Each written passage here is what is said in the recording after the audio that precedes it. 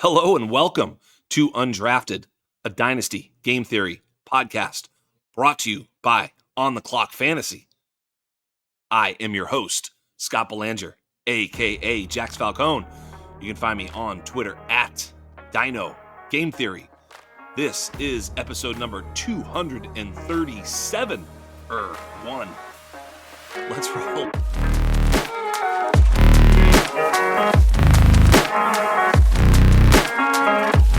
Let's roll. That's right. You heard it, folks. I am back. I am back on the air. I am so glad to be back. So exciting to be back in front of y'all with the Undrafted. I know some of you have been missing it. I've been missing it. I've been missing you guys. But here I am back. And of course, as you heard on the outset, there are some changes and some things that maybe you haven't heard yet, but we are announcing a new brand on the Clock Fantasy.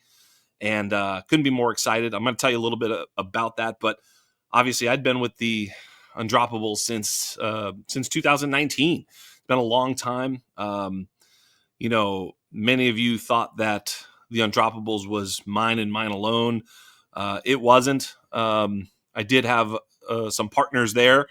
I wanted to do some things that were new, different, move forward. And let's just say that that doesn't always work out with someone that you're with or people that you're with doing certain things. And it ended. And it's my time there ended. And I'm grateful.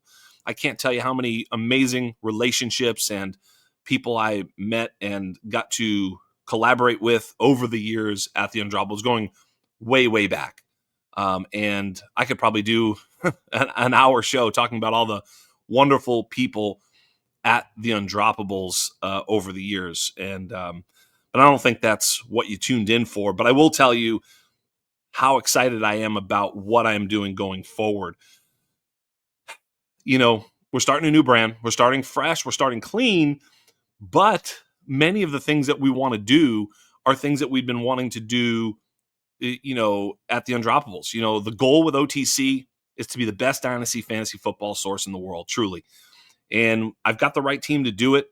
My partners at OTC going forward, of course, OTC, forever OTC. We're always OTC. So OTC Fantasy is what we're doing. But, my friends over at Dynasty Underground, Travis Seal of, True North Fantasy Football, Joe Kuvatakis, and the great Jay Wood Coder. Those are my boys that are helping me and moving forward doing this. Each one of them brings a specific skill set, and we work together so well, and we had a clear vision of where we wanted the Undroppables to go, but we're going to take that and move it towards OTC. So that's what it is. We'll tell you all sorts of stuff going forward and what's going to happen, but thought I'd answer a couple quick questions. Number one, Undrafted stays. It's my show. It's our show. We're moving forward with Undrafted. Number two, Dynasty Underground, absolutely staying with us.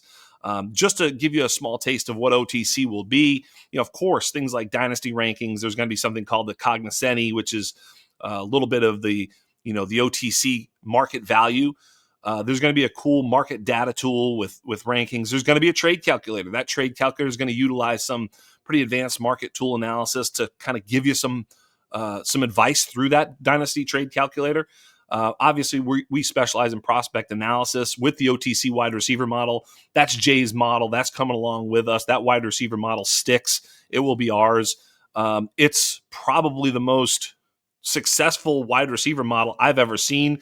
Jay Wood is that great. And there's some other great ones out there, but Jay did an amazing job. So we get to continue to build on that. He has a quarterback model. We will share that quarterback model this year. And hopefully a running back and tight end model that can hopefully launch this year. Not sure about that. We've got a huge data suite. We've got an AI, tool as well. We are going over the moon. Discord, you name it. So it's going to be all that. Everything that you've grown to love with us at Undroppables will be either continuing or improved or new at OTC Fantasy. So there it is. All right. But with that, I do want to do a fantasy football show, a Dynasty Fantasy Football show, and nobody better to be here with me today than someone who I am truly honored to have on the show and grateful to call a friend, Mr. Pat Fitzmaurice joins me today. Pat, of course, the legend from Fantasy Pros, an absolute G and one of the kindest people. I always say Theo is the hardest working man in fantasy. Mr. Fitzmaurice is the nicest man in fantasy. I love him. Wow. Pat, welcome to the show. Scott, thank you for having me. Right back at you, buddy. You're one of my favorite people in the community, and I am honored to be your first guest Yes, off sir. the hiatus. It was a legendary run at the Undroppables. I'm excited about On the Clock. Hopefully, I can keep my bookmarks straight between On the Clock and Over the Cap. It might Yes, be a little hard with two very critical OTCs in my life now, that's but right. I'll work on keeping that straight. Hopefully, you guys have a very distinct logo that helps me with that. And man, yeah, I just can't wait to talk Dynasty. It's that time of year, buddy. Yeah, absolutely. Absolutely. Well, maybe before I get too much Dynasty, I mean, can I just celebrate a little bit? I mean, can we just gloat for a moment that what's crazy? Everybody hates the Patriots again. It's unbelievable. Easiest schedule. It's just amazing. I mean, I feel like this is like the 2001 team, this sort of overachieving, punchy, gritty coach having, young quarterback with a fresh face team. And no, it's just everybody's dunking on him. So it's cool. It's good to be the bad guy again. Yeah, as a Packer fan, we went directly from Brett Favre to Aaron Rodgers. You Yes, guys had to take a little bit of a pause between Tom Brady and Drake May. So, I guess you guys know hardship relative to us. Although you cashed in on Super Bowls a little bit better than the Packers have. So, that's true. congratulations. That is true. Um, it would have been pretty hard to get excited about a Jarrett Stidham-led Super Bowl team from the AFC. So I'm kind of glad the Patriots made it, and whoever made it from that NFC Championship game was going to be a good representative. So it's a fun matchup. It should be a really good game. I'm looking forward As to a Packers fan, you'd be happy to know that we have an offensive lineman. I forget his name now, but it's like Matt Brown or something like that. His grandfather, his dad's dad, played for the Super Bowl I and Super Bowl II champion Green Bay Packers. So we got some lineage there I for didn't you. realize Yeah, that. so you can Very get cool. excited. Yeah, you can get excited about a Packers grandson on the Pats. So Which is something to cheer funny for. because then my grandfather would have known him because my grandfather used to be a beat writer for the Milwaukee Journal back in the days of Vince Lombardi's like Titletown glory teams. So I'm sure he knew of Brown's grandfather. Yes, I'm sure. I wanted to, maybe there's some people tuning in for the first time to this program. And, this show definitely goes in a lot of different directions. I have a lot of different types of guests on this program. I am willing to talk to almost anybody about football because it's fun.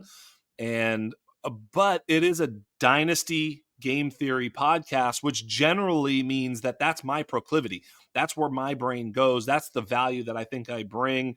That's the value that I found in this space. And Pat, I'm just going to share this with you and the listeners. Like, I play, DFS, I play best ball, and I don't feel like I have an edge. Like, I don't feel like, I know football, I'm pretty smart, but I don't feel like I have an edge in some of those disciplines. And it's not because I'm anything but who I am, but I do feel like when I first started to play the game of Dynasty, I was able to see the edges more clearly.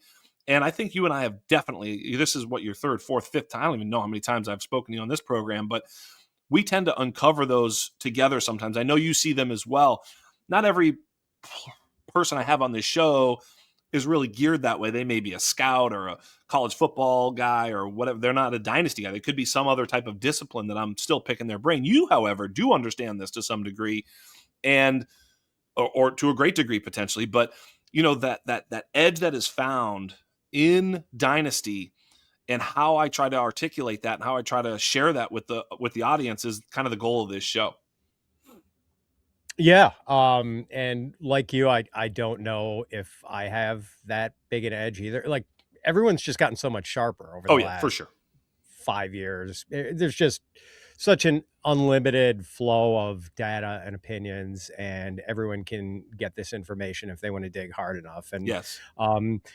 we get people like that in the Fantasy Pros Discord all the time who are like, this is just my second year playing Dynasty, and then they come at us with like these high level questions like, Yeah. well, I mean, it didn't take you long to get into this and know what you're talking about. So, Yes.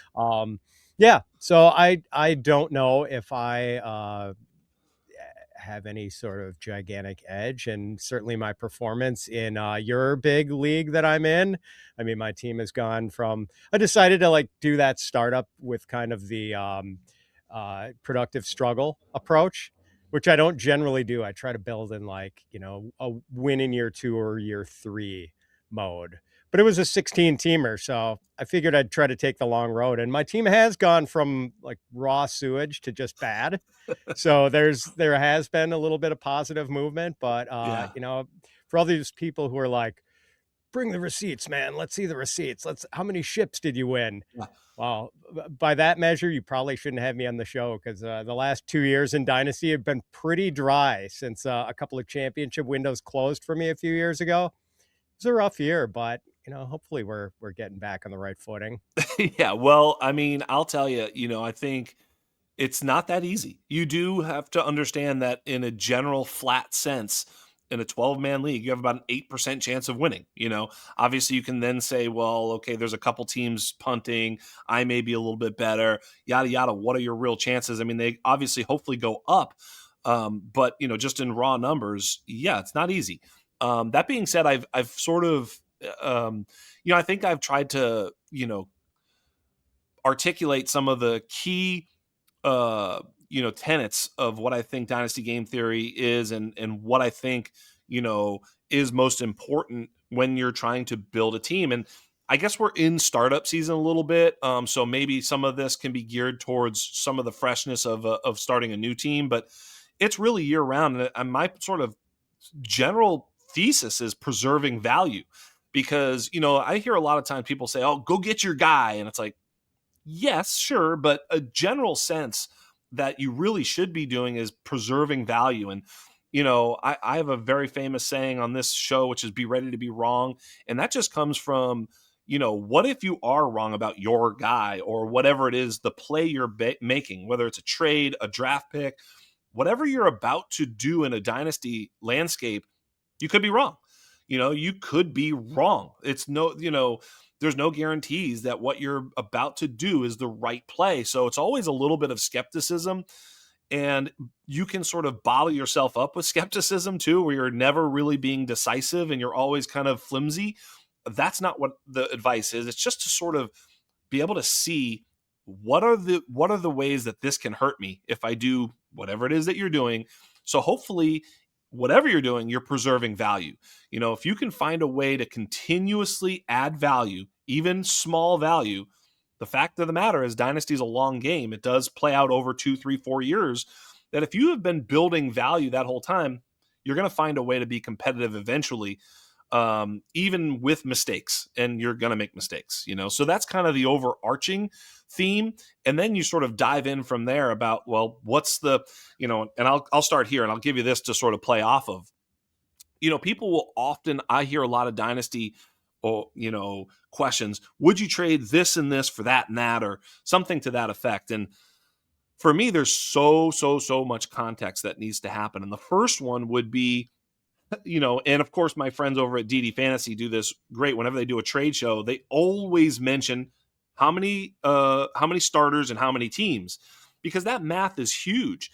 But I'd even dig a little further. And Scott Connor is someone that I've had a conversation with about this. And it's a very simple concept. That is, when you look at a team, a league, and I'm just going to make up a league. It's a 12-team league. It has 3 starting wide receivers and 2 flexes.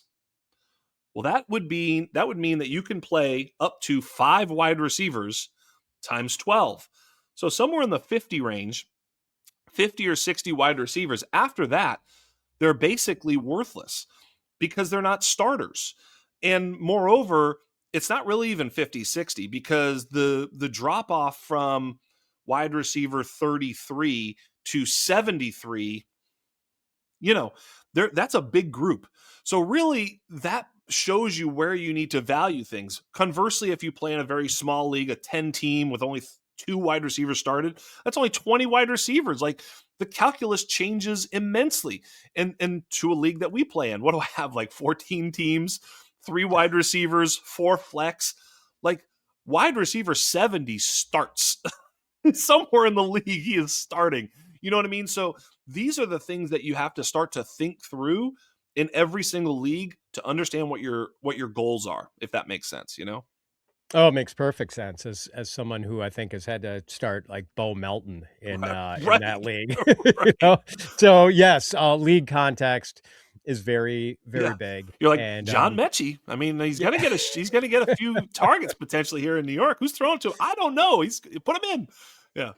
Yeah, because the player valuation stuff is just that can change so rapidly, and we see it, and that's why Dynasty kind of reminds me of Texas Hold'em, where it's like you get the Yeah. starting hand, and then the season is the flop. And it's like, oh, Right. I was feeling good about my team, I was feeling good about my suited connectors, and then the flop totally missed me, or oh, all of a sudden now I've got an open ended straight flush draw. This Right. looks pretty good. So, Yes. but I mean, we're all kind of trying to do the same things and look at individual players and sort of plot the bell curves of their careers and Yes. figure out where on the bell curve they are. And, luckily, not everyone has the same opinions and plots those things in the same way. And that's where we get little differences of opinion that allow us to make trades. Yeah. Because if we all felt the same way about every player, it'd be really hard to consummate trades. That's true. Yeah, that's right. And of course we can sometimes feel the same about a player and still make a trade where, this player fits your build better than he fits my build, whatever the case. I can see something in Devontae Adams where I think he's gonna have a good year next year, but I'm rebuilding, so it doesn't suit me. Right. But yeah, in general, I think you're right. And identifying the dynasty curve is very important because again, that's part of value and understanding it's simple tenets over and over again, just repeated, like, draft picks. Right now, we're going to talk a little bit about the draft, but right now, the draft,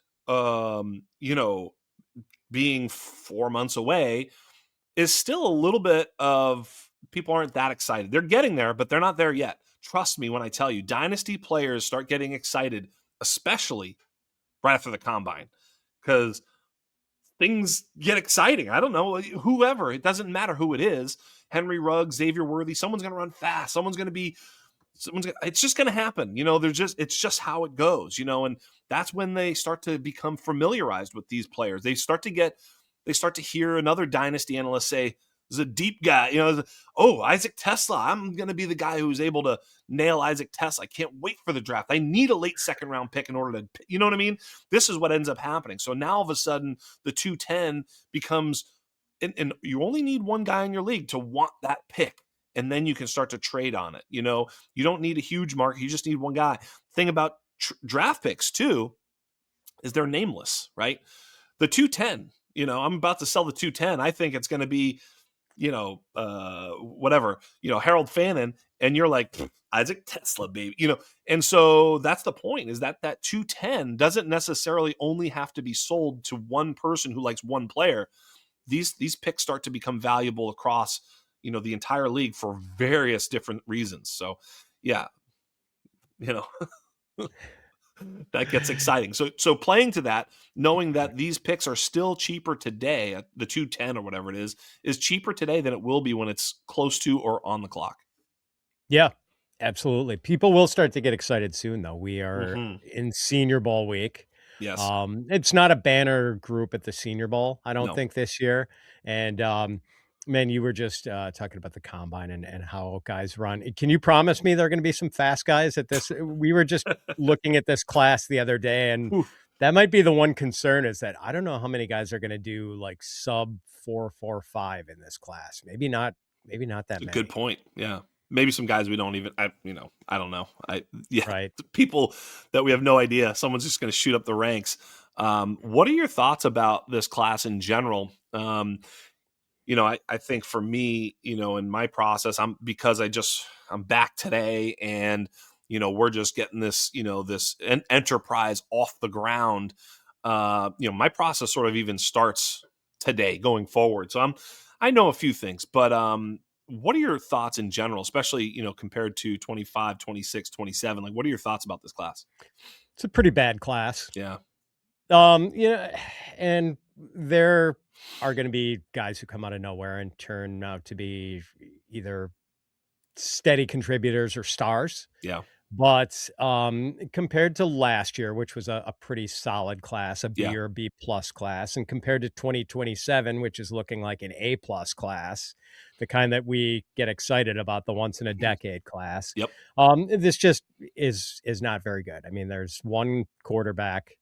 There's not the star power tight end we saw last Mm-mm. year. There's one really exciting running back, whereas last year running back was really deep. And a lot of maybes at wide receiver, kind of an interesting, ice cream store at receiver with a lot of different and interesting flavors, but maybe nothing that's going to consistently, no mint chocolate chip that everyone loves. And I don't know. So it's worth our time to research it and do the legwork because, you know, we want to be the guys who there might not be a lot of home runs in this draft class. Yeah. So it is going to be worth our while to try to see if we can at least go 3 for 5 and hit some solid singles. And even if we're not getting the extra base hits. Yeah. I've been thinking about this a lot because, last year I sort of had the contention that the Igbuka, Travis Hunter, Tet McMillan were not top of the first round assets. They were late first round assets. They were closer to BTJ, Lad McConkey as prospects. Again, some of them do better and worse when they actually find their way into the league. I'm not talking about them as NFL players. I'm talking about as prospects. I had them as late first round picks, and I had, I didn't see any sort of top of the first round wide receiver talent. So our advice in general, not overarching, but in general, is to trade back, because you could probably get, a Luther Burden, Jaden Higgins type plus a first round pick for your Travis Hunter, Tet McMillan pick. And it looks like that was probably sage advice. Obviously you could have completely struck out and maybe drafted Golden or Trey Harris instead, or maybe those guys do hit or whatever. But the general idea was that was the way we felt. In other words, the key overriding idea was that the value, devoid of class, was that those players were more back of the first round pick. So we did that. I'm wondering if this year the advice that I'll come to at some point, and probably maybe it's an easier one to say than I'm saying it, is to just trade up. It's like back of the first round. There's probably not as much first round talent in this draft class. So maybe using something to move up is probably the way to go. It's going to be interesting to try and figure out. What are your thoughts? If you can move into the top 2, great in a Yeah. super flex league. And I don't know if I want 103 though this year. Hmm. I just don't see much difference between 103 and 108 this year. That's the problem. Okay. And I don't think we're going to get a consensus on. So assuming in super flex that the top 2 are going to be Jeremiah Love and Fernando Mendoza, that leaves probably a wide receiver next, but there's no clear consensus right now on whether it should be Jordan Tyson, Carnell Tate, or Mekhi Lemon. And there are also pockets of supporters for Denzel Boston and Casey Concepcion, although I don't know if anyone's touting those guys really as the 101. Right. But and I know some people do feel strongly about it and have sort of planted their flags on who they feel should be the wide receiver one. I'm not so sure.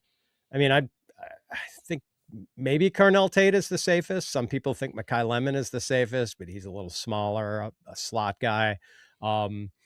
Yeah, so that's the thing. And I think one of the fun things about this class might be that there's not going to be a lot of consensus after maybe, I think there's a clear QB1, RB1, TE1, and that's it.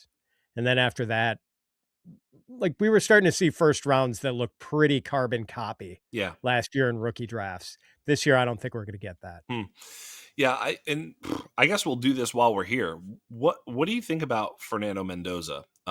He feels like the only real. Well, I shouldn't say that because there's someone else that might come out that I kind of like, but we'll get there. But he certainly feels like the only surefire sort of NFL, cognoscenti, NFL industrial complex top 5 pick. So therefore, is the only real clear super flex choice at the top of the first round in our rookie drafts. What do you think of Fernando Mendoza? Just whether it be gut, whether it be film, whether it be whatever the hell, what do you think this guy becomes at the NFL level? I'm pretty bullish.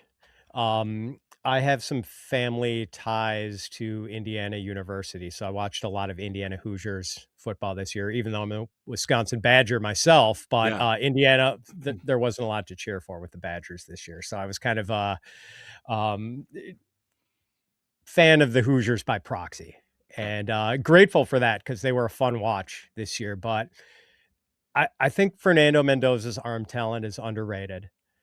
I don't think he has a rocket arm, but he certainly has an NFL starter caliber arm, and he's really accurate, and his ball placement is great, and he makes really good decisions. He's a football nerd. Like he is, and Signetti, the coach there, really had him well prepared. And I think he learned from some of the hard times he had as the starter at Cal before he transferred to Bloomington. And, he adds a little bit of running value. He's probably going to run for, I don't know, 250, 300 Yeah. yards in the NFL and maybe kind of look like a baby giraffe doing it. But I like him. I think he's a pretty good prospect. I think he's going to be basically a league average starter. And in Superflex, that's pretty valuable. Yeah. If you have, if you drafted Jared Goff way back when in your Superflex league, like you've gotten your money's worth out of that dude. And I think that's maybe the kind of career, not the same stylistically. I don't No, yeah. think that's a comp, but I think that's the kind of value he could provide. Yeah, I was a little bit dubious of Mendoza sort of the whole way. Again, I have not done my process, and I think quarterbacks are actually the hardest one to evaluate anyway. So I'm not going to hang my hat on some sort of like I know quarterbacks type of thing. But I will say that I think the one thing that has been the thing that stands out to me is like they asked him even like about do you have a girlfriend? He's like, no, because after practice I got to get home and watch film, and if I have a girlfriend I want to spend time with her, and then I'm not doing that. I was like, that's a really good answer. That's he's almost like NFL autistic. Like he's just like he just can't stop. You said football nerd. It's true, man. He is just. I mean, and yeah, he's a unique guy in a lot of ways. I think people are like put off by him, but I think that thing that he is like singularly focused toward football and doing this. And I think even now the money could change, the sort of business aspect of it all, where there's no more college hoorah rah type thing, and things can change for sure. I get that, and he's not going to be as insulated with talent around him and coaching around him. He's not going to have the best coach in Las Vegas, no matter who they hire, right? I mean, that's another question. While we're here, I do think he's got this sort of crazy mindset, but this is it's Tuesday morning here. I don't know if they didn't sign anybody yet. I've been watching a couple of signings happen, but still Raiders job open, correct? I believe so. Yeah. So, I mean, are you one of us? Did they call us yet? I mean, who's like, what? Who are they going to get? Is what the heck? I mean, there's nobody that is like once they land. I mean, do you think they could go for Kings? I mean, Kingsbury, or I mean, who's going to coach this team? That's a good question. I'm not even sure who they've interviewed. Yeah, right, But you figure it has to be an offensive minded player or an offensive minded coach. right. They're going to have. So I think they've. Yeah, I'm You not want to sure. look this up? Yeah, I have no idea. Like I have no clue what they're going to do. Let me see if I can hold on. Yeah, I There we think go. I know Davis Webb was one of the interviews. They had interviewed Joe Davis Webb. Brady, but he's off the table. He's off the table. Stefanski. That would be a huge win, That I think. that would make some sense. That would be a huge Um, win. That would be a huge win. yeah, Is that? I and mean, that'd be huge. yeah, I mean, because they just need an adult in the room who, look, Stefanski he's been 2-time coach of the year. Like that would be a huge win. I don't know exactly what's left on the table. Obviously, Tomlin is going to go take $30 million to sit in a booth for a year. It sounds like. yeah. They could also be waiting on Clint Kubiak. Yes. That's one possibility. So Did no I doubt say? it's going to be. Did I say Kingsbury? I meant Kubiak, Clint Kubiak. I had the KK in my head, and I went to the wrong one. So yes, of course, Kubiak. No, that's kind of the idea. Is they could be waiting, but does he take that job? We've seen people turn down jobs. Mike McDaniel, Ben Johnson, basically, most recently, sort of, figuratively turning down the job to take a better job the next year. Number one pick, Ashton Genty, Brock Bowers. It'd be a pretty fun job for an offensive-minded head coach Hell to yeah. take over. Let's see it. There's some raw clay to work with. Yeah. I think I'm warming to Fernando Mendoza, and I don't know if I have him above that little 3-pack of wide receivers yet to be told. I see that you're putting him right there at the 102. I think that's smart. Why? Because he's going to be the first overall pick quarterback in the Superflex League. Generally, you want to draft those guys. Historically, that is correct. I do want to ask you for funsies right now. For funsies. Before I do that, though, I want to take a quick break. So we'll be right back. We are back with Pat Fitzmaurice of Fantasy Pros. Thank you so much for joining me, Pat. I did want to ask you something about the Super Bowl. I need a Super Bowl prediction. We are riding with the Patriots here, but I got to ask you, who's going to win? What do you got? What's this game all about? Tell me. Oh, man. So I think what it ultimately comes down to is whether the Patriots can keep the pass rush away from Drake May, because that's been a problem the last couple of games. But they played Houston and Denver, two teams with really, unfortunately, now they're and the Chargers probably, really they have a good pass rush too. Right, yeah, and now they're getting yet another opponent with a really good pass rush, yes. and an opponent that can cause defensive problems. So that's their chance. I do think Seattle's the slightly better team, and a lot Agree. of the nerds and the DVOA people have pointed out that they have a historically great team overall DVOA. Yep. Seattle is really loaded, and Sam Darnold has been playing well. Like, that's the one thing that could short circuit correct Seattle championship is like the bad Sam Darnold game. Yeah. So I think, like, if you put a gun to my head, I'd probably say something like Seahawks 24-21 or something like that. But I think the Patriots' chances are good enough that I bet them on the money line the other day, getting plus 190, I think. Yeah. So I think as far as their odds to win, I think they're better than that. I saw value in them on the money line. Yeah, I think that's fair. You're right. This Seahawks team has been really, really good all the way around. Running, passing, pass defense, run defense. They've got, a defensive coach who, every single year he's been wherever he's been coaching, that team has improved defensively as soon as he got there. Like, he took a Baltimore team and just they became like best in the league. He leaves, they're not. He gets there. This team, I mean, he's been great. Their personnel is great. So I do think that the Patriots can run the football a little bit potentially, which would, I think, be able to really change the game. Because I think, at the end of the day, if the Patriots can sort of make this a little bit more of a slog and sort of put some pressure back on Darnold, and, hey, it's 10-7, it's 13-14. It's just sort of close. There's things that are happening. It's just a game that's kind of going along. I think the key will be to turn Sam Darnold over. I do agree with you there. I think you have to find a way to make him make a big negative play. I think big negative plays will be the difference in the game. Look, it was the difference in the game in the Seattle Rams game, except it was a punt return. That was a huge difference in the game. Same thing in the Patriots game with the Stidham play. So those two plays really changed both of those games, and the team on the opposite side of those won both of them. So I think that's what you're looking for, is a big negative play. Obviously, Pats end it basically with an interception as well. So, those big sort of turnover type plays are the ones you need.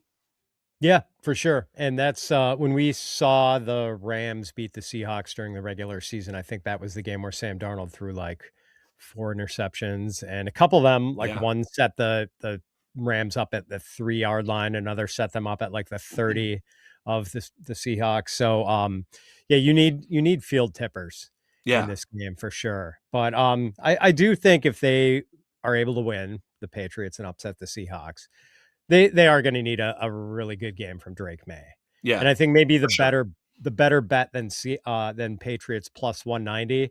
I thought I saw Drake May's MVP odds at like plus 240.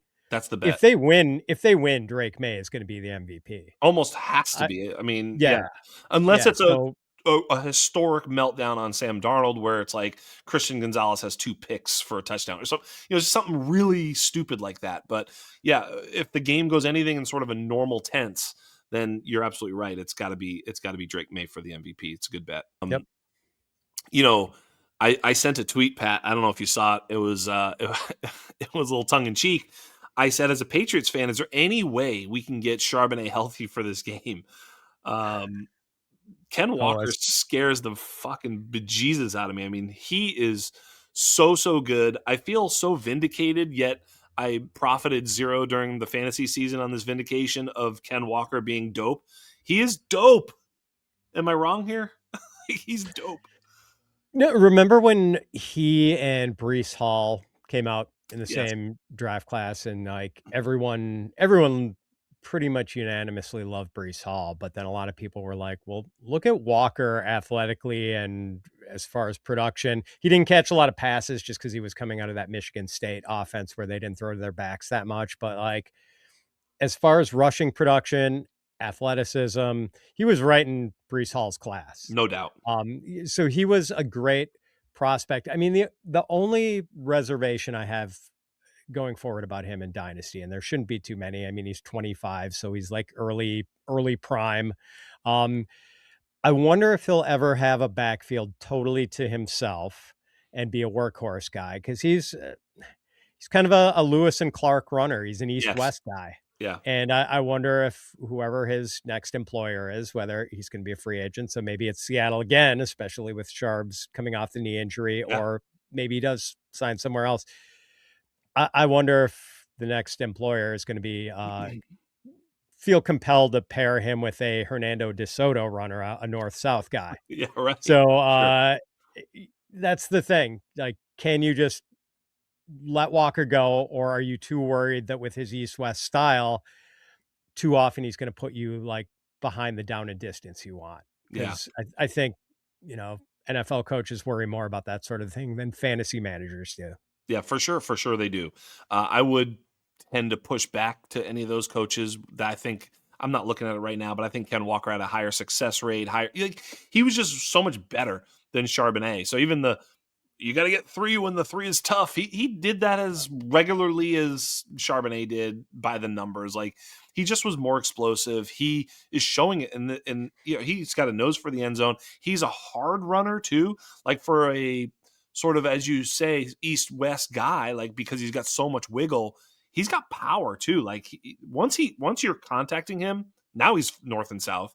He just tries to like make you miss because he can. Like, I'm sure you saw the one in the hole where I don't remember who was in the hole with him, but it was just linebacker and him, and he just like, I mean, he no looked his juke move. I don't know if you even saw this one during the NFC Championship game. He like looked and juked. It was so badass. I was like, that was sick. And he just left the guy standing in the hole by himself. It was incredible. So he's that good. I do think he's a little bit of a buy. I do want to kind of get into this. I don't know that he's a buy right now, is Ken Walker. I was trying to buy him throughout the season because I felt like, there was a lot of people down on Ken Walker. And I'm like, I don't know why. So I tried to buy him for, seconds or multiple seconds during the season, sometimes successfully, sometimes unsuccessfully. I tried to do that in our league. I think it is where Danny Kelly's in, and Danny was, of course, a Seattle fan, was Yeah, unwilling, exactly. Good luck with that. unwilling, unwilling to let the Ken Walker go for such a low price. But I'm thinking right now, even these late first that we're wondering if they're even real first round picks, these types of picks, I think, can be utilized to buy players that we may think are sort of worth a early second or multiple seconds, because those late firsts are maybe that's what they're going to be valued as, even when they're on the clock. They're not going to be overvalued first round picks. So maybe those are the picks to go after a player like Ken Walker. What are your thoughts? Yeah, think about that. Say you're sitting at 111, you lost your championship game, but you feel like your championship window is still open. I'd give up 111 for Kenneth Walker Yeah. to further fortify myself for 2026. I'd do that pretty instantly. And I Yeah. think that's a reasonable price to pay too. Like I think Right. whoever has Kenneth Walker would be intrigued by that offer. Yeah. Any running back buys that you've been thinking about? Oh, like it feels like kind of a buy high, but I am a big Kyle Monangai fan. Hmm. Like I liked him coming out of Rutgers, even though he had 7th round draft capital. I mean, he's just um undersized, not wildly athletic, didn't catch a lot of passes in college, but man, when you watch that guy, he is just a warrior when he runs, and he runs so hard, and he's just so hard to bring down. And I know like the yards after contact per carry numbers weren't exceptional. Decent, but not exceptional. I think it was like 2.98 or something like that. But man, I think he's going to be part of the Ben Johnson offense for a while. I think he's going to be Ben Johnson's David Montgomery Sure. for quite a while. Like won't be the only guy, but so I'm a fan, and if I could get him at a reasonable price, which I think you still can because Yeah, he's in a committee. for sure. So that is one guy I would be willing to go after. I'd probably give up like mid to late second rounder for him. Yeah. I think that gets him. I mean, it should, unless the person's not selling. Like, what more could you possibly want? So I think that's a fair spot. Um, I do like Ken Walker a bit. You mentioned his classmate, guy that I've been thinking about buying, and I did sell him in one league to try and make a run. I bought this is just a classic case of Dynasty Game Theory 101. Don't get too cute is kind of the rule. And I got a little too cute. I sold Brees Hall down the stretch when he was, you know, playing on that awful Jets team that nobody was wanting to start him in the fantasy playoffs. And I sold him for the package of Emmanuel Wilson and Josh Jacobs, figuring even if Josh Jacobs gets hurt, I'll have the handcuff. And let me just tell you, that did not work out well for Mr. Falcone over here. But that's the only spot I sold Brees. I'd been buying Brees as much as possible. I still think Brees is dope, just like Ken Walker's dope. And I think that Brees is going to be playing somewhere else, not in New York, not with the Jets. I don't know where he lands, but wherever he lands, he'll be presumably the best running back on that team. I can't imagine a team he could go to where he wouldn't be. And so I think his arrow is up, and I think there's a bit of uncertainty still. And once he signs, I think the value skyrockets. Your thoughts? Yes. When he signs, there's going to be a huge surge in excitement, and I'm guessing probably two of the favorites to get him. There are three that jump out in terms of need. There's the Chiefs, but the Chiefs are like in really bad cap shape. Yeah. I know they can probably do some things, but I don't know if they can go all out for Brees Hall in free agency. But then you've got Washington and Houston. Yeah. I don't think Woody Marks is the answer for Houston. We kind of saw that. Yeah. And that would be a fun situation, although they've got some work to do with that offensive line. Yes. Washington might even be more fun because we know how much mobile quarterbacks can sort of spike the rushing efficiency of their running backs. That might be the really fun landing spot. Plus, you're in a conference where you're running against the Cowboys and Giants twice a year each. That'd be pretty exciting. Yeah, I think so. And honestly, as soon as any of those are the reality, as soon as he signs, people get excited. He's the new thing, So I do think that I like him quite a bit. Let me see here. Oh, what else I want to ask you? I wanted to. It may be time to sell Travis Hunter if you can. I mean, did you see the snippet? They basically, this has been echoing behind the scenes, but there was now sort of news, if you will, that he's going to be a full-time cornerback with some package plays on offense. If there's someone in your league that is not aware that news came out, now would be a good time to sell him on just general Travis Hunter value. But I think it's going to be really, really hard to sell. I mean, sell at that price. Are you buying otherwise? I can't Yeah. imagine buying at all at this particular point. No, no. Yeah. And I'm not trying to publicly shame anyone here. Were you one of the guys who thought maybe who liked Hunter more than McMillan last year? Well, no. Um, on our show, I famously we would be having these conversations on the underground leading up to it all year. At one point when this conversation was happening, I took Travis Hunter off my draft board, took him off my rankings. I deleted him, and everyone's like, "What do you do?" I go, "If I can't figure out if he's a maybe, I don't know. I don't know how to rank that. If you tell me he's a wide receiver, I can have a conversation. If you tell me that you don't know if he's playing wide receiver, I don't know how to handicap that. I don't know if that means he's the 203 or the 207. I don't know what that means, right? If he was a wide receiver and a wide receiver only, I thought he was in the class with Tet and Emeka Buka as a prospect. I thought he was close enough to that he was in that group, not over. Maybe if the right scenario came up, but I thought he was in that group. Yeah, I think some people have the perception, and some really smart people too. Like some of the smartest people in our biz thought that maybe he had more upside than Tedero McMillan, and I didn't see that. Maybe I could buy that he had more upside than Ibuka if he stayed at wide receiver, but in the dual role, and they had said all along they plan to use him some at defensive back. You figured his snap share on offense was never going to be much above like 70%. Right. And it's hard to produce wide receiver one value when you're only playing 70% of the snaps. And then there was always that threat of a potential rug pull at some point down the road where they switch him to defense full time. And it looks like that could be what's going to happen now. Yeah. So at best, now you're getting what maybe at Marvin Mims value out of him as a very part-time wide receiver. Right. At max. So the sad thing about it is, had they kept him on offense and said, we're going to stick with this, even though Parker Washington's there, even though Jacoby Myers is there, there would at least be the potential that maybe he somehow winds up as their primary slot guy. And I think you want the slot guy in a Trevor Lawrence offense, not the outside guys, the slot guy. Yeah. I mean, he's the guy who gave Christian Kirk a 92 catch, 1,100 yard season in 2022 or whatever it was. Like, Trevor likes throwing to his slot guys and tight ends, outside receivers, not so much. Yeah. So, but if he's not going to be the slot guy for Trevor Lawrence, forget about it.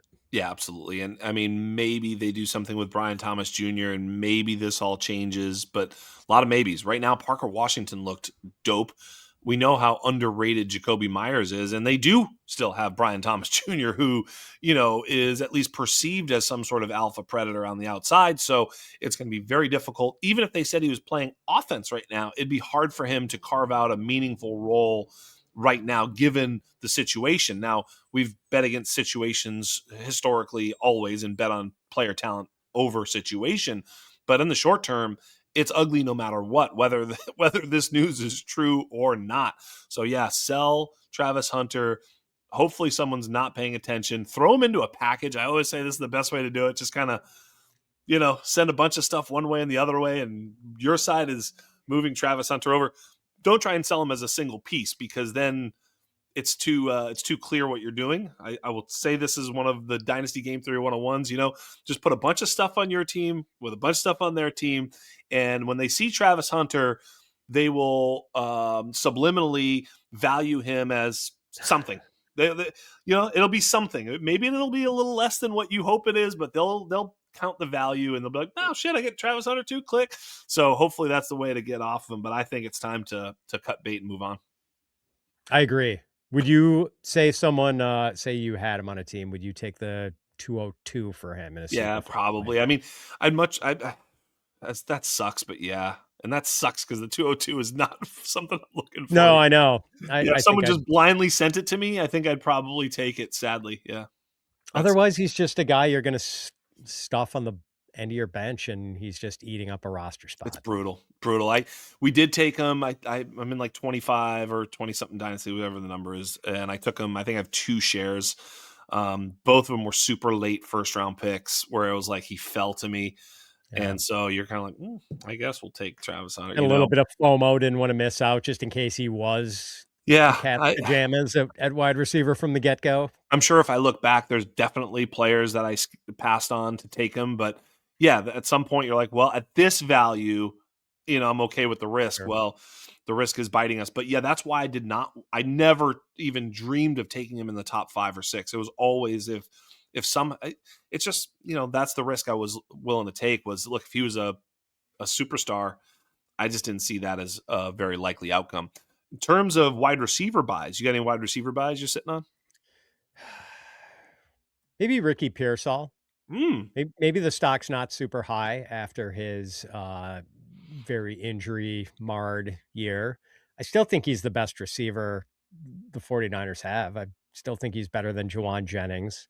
Like you just see it when he's on the field, the athleticism, and he's pretty, it seems like a pretty advanced route runner. Just like I want in on that, especially, Ayuk's going to be somewhere else. Yeah. Jennings, I think, is just a role player, and he's kind of on the back half of the bell curve. Um, there's really no one else. Kittle's coming off the major injury, so there's a little bit more of a runway for Pearsall early next season. He's just got to stay healthy. Yeah, I think Pearsall is fine. I'm not a huge fan. I'm kind of a zero shares, zero cares on Pearsall as our wide receiver model didn't love him, so we didn't get him out of the draft, and then he kind of caught a lot of steam, so he's been expensive. Maybe he is a buy. Maybe there's a way to get him. I mean, I don't know exactly what I think he's one of those players that you're right, Pat. I think when you think about various leagues, some managers might be really fed up with having to deal with him because he hasn't done anything really for them. Despite the fact that, yeah, he's dealt with some adversity for sure. And when he's played, he's been good though. That's the fact. He's actually been very, very good on a per snap, per target basis. So look, that's a good buy. And I think what you're going to find in a lot of different leagues is varying prices on him, like dramatically varying prices. So that I think you got to be careful with. One of my buys, Garrett Wilson. Did we forget that he's kind of dope just because he's played with shit quarterbacks for like literally his whole career, and that something has got to change. Maybe not, but it's got. I mean, is there any hope for him going forward? There is, and yet I think there was hope for him, like and real optimism that he would pop. I feel like that has sort of dissipated a little bit. Like now people have, um, it was like they could take the fact that he didn't quite live up to expectations with bad quarterbacks, but then when he lost a whole year to injury, people kind of bailed out. Yeah, And I'm with you. Like the only thing is, what are the Jets going to do to solve the quarterback that's the problem? question. Big mystery there. There's some potential solutions out there. Maybe they could deal for Mac Jones. Maybe they could sign Malik Willis. I don't There it know, but is. Uh, Malik, Malik, maybe a guy that looks pretty good in green. That was my next question: is Malik Willis? He's getting some buzz. He was a highly touted prospect who had processing issues early, not athletic issues. He has a solid arm. There's nothing wrong physically with this guy. It well, he's been in the league a little bit. Now he's had a chance to learn how to process things. Maybe, just maybe. I mean, he looked pretty good in whatever game it was when Jordan Love was hurt. He came in. I don't remember was it Ravens, Ravens? right? Ravens. Week 17 Ravens. Yes, that That was Saturday a night Ravens. game. Yeah, that night Yeah. game. Yeah, I mean, he looked really good in that game against Huntley. There, it was basically the backup quarterback battle. But yeah, I think he, look, if here's the thing: if he hits as a NFL quarterback, he certainly crushes as a fantasy quarterback. I don't know if he's necessarily the tide that lifts all boats, i.e., saves Garrett Wilson, but as an individual asset, Malik Willis, pretty intriguing buy at this particular point, don't you think? I think he's the best buy there is at the quarterback position right now because people are still viewing him as sort of a backup. He is inevitably going to sign somewhere and be a starter. Hmm. And we just mentioned one potential suitor with the Jets. They're the Steelers, they're the Dolphins, they're the Cardinals. Like he's going to go somewhere and he's going to be penciled in as the week 1 starter for some team. Okay. And here's a guy who in 6 career starts, is averaging, I want to say, like 45 rushing yards a game. I think he's averaged, I think he's maybe in those 6 starts is 4 touchdown runs. And we saw across the board a drop off in rushing production among the quarterbacks this year. Did you realize Josh Allen was the only quarterback who had more than 500 rushing yards That's this crazy. year? That's And I nuts. think it was a pretty small number of guys who had over 400. I want to say it was like Jackson Dart, Drake May, Jalen Hurts, and Mahomes, maybe. maybe, Although he oh, did and miss. Mahomes. Yeah, He was Mahomes was the crazy at 4th. first, right? I know Yep. he sort of got hurt and did miss the end of the season, so I wasn't sure how high he got, but But yeah, so like, I don't think Caleb ran for 400. So there was just this crash in, and we know, like, if Dart plays a full season, he's he's going to gonna run get for a there. lot of Yeah. yards. And Lamar was obviously hurt, missed a lot of time. Yes. But maybe the guys who do run suddenly become a little more valuable if, I think maybe there was like a concerted effort with a lot of teams to do a more disciplined rush and not let quarterbacks escape the pocket outside, keep them in the pocket as much as possible. Yeah. I know the Packers did that a lot when they played Caleb Williams. Um, so that becomes more valuable. And yeah, Willis was always going to be a project. And then he gets early playing time with the Titans, doesn't do well, and everyone's like, he sucks. Right. He's terrible. But then like he goes and gets to sit and be learn at the knee of a really respected offensive mind in Matt Yes. LaFleur, Yep. and watch Jordan Love, a very good starting quarterback, do it. And then he gets his chance and he looked terrific. And boy, I thought in that game against the Ravens, the Packers were going to be run heavy.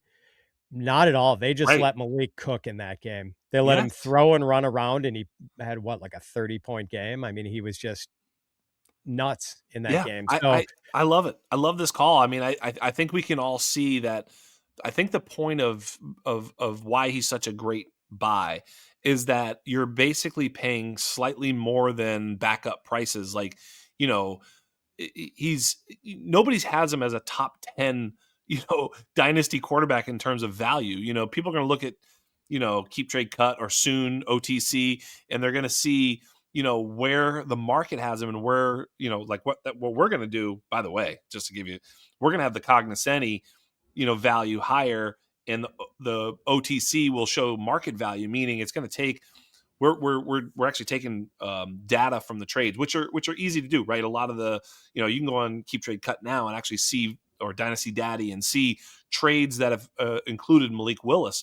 We're going to take a lot of those trades. Basically, we're putting it into our data and giving a market value based off some of that, so you can see where actual trades are going and where we have that player valued, with our valuation tools, and what type of trades you can actually make to actually go get him. And I think Malik Willis is going to be a perfect example for that type of analysis, because you only have to slightly overpay to market value to secure him, but then your asymmetrical upside is way, way higher than that. And your downside is still just a little bit lower than where he's at now, because he's a high value backup at worst. yeah, let me give you for instance, with Keep Trade Cuts. I was just poking around on there because I was writing a little something about Malik Willis as a dynasty buy the other day, and like, I'm not throwing Keep Trade Cut under the No, bus. it's a It's a great great little tool. tool, and Yeah, it's they're crowdsourcing stuff. So exactly. Yeah. it's not them. It's like these are actual trade values. But in super flex leagues, Malik Willis has a lower trade value than Jalen Coker right now. Right. I mean, that's freaking crazy.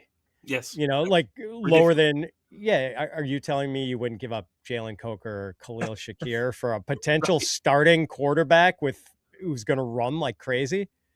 Like, I'd do that deal in a heartbeat. Of course, of course. As a matter of fact, now you've got me looking. Do you have any other? Was that actually going to be, if I asked you who your quarterback buy was? Was that going to be your quarterback buy? Hands down, I hands see. down. I see. Yeah. Hands down. I love that. Yes. Well, while we're here, and because you and I both gave the same one, let me see if there's any others. Hmm. Any other quarterback buys? You think? I mean, you brought up Scott Connor Yeah. before, and I know Scott is not a fan of Cam Ward. Mm. I would take Cam Ward off someone's hands if they think he's a failure. I mean, who could have been dealt a worse hand than Cam Ward Yeah. was his rookie year? Bad offensive line. No, his best receivers are 2 rookies and like day 3 rookies. Or maybe DK was a 3rd rounder. I can't remember, but yeah, I mean, he just had nothing going for him. And I thought, yeah, after putting up some pretty horrible numbers early in the season, he was at least putting up decent numbers late. But I don't know. I still think Cam Ward is not, I'm not guaranteeing stardom for him, but I think he can be a solid NFL starter. Like, I'm not ready to walk out on him after his rookie year. So if someone wants to wave the white flag on him, I'll swoop in. Yeah, I tend to agree with that. I just pulled up some Malik Willis trades. I'm gonna try and see if there's any. So like, okay, 120, just on the 25th. This is a good one. Trey Harris and Malik Willis for the 112 this year. I'll take Willis and Harris. Right?